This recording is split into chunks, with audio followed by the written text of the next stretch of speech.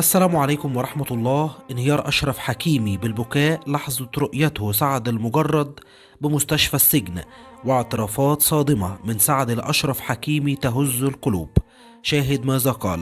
ولكن إذا كنت مسلم وتتفق بأن سعد المجرد مظلوم بهذه القضية، اضغط إعجاب بالفيديو وصلي وسلم على نبينا الكريم. لاعب باريس سان جيرمان أشرف حكيمي توجه اليوم لزيارة صديقه سعد المجرد بمستشفى السجن بعد تدهور حالته الصحية، بعد إضرابه عن الطعام لاحتراضه عن سوء المعاملة من الشرطة الفرنسية التي أهانته واعتدت عليه بالضرب داخل محبسه.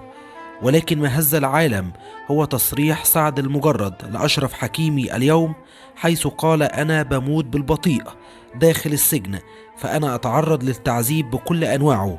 فأول يوم لي بالسجن طلبت سجادة صلاة ومصحف، وهذا حقي.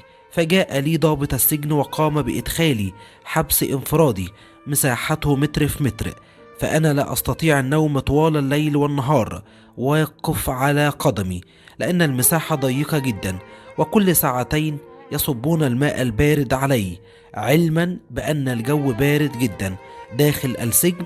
وفي اليوم الثاني جاء نفس الضابط ويدعى باسكال وقال لي: أنا أكره المسلمين وبالخصوص المغاربة، وكنت أتمنى أن أشوف سجين منهم، وأنت أمامي الآن.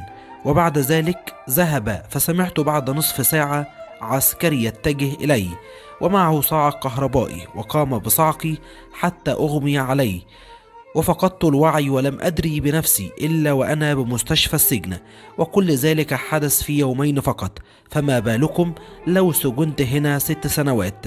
لذلك أرجو من الجميع أن يدعوا لي ويقفوا بجانبي، أنا مظلوم وحسبي الله ونعم الوكيل.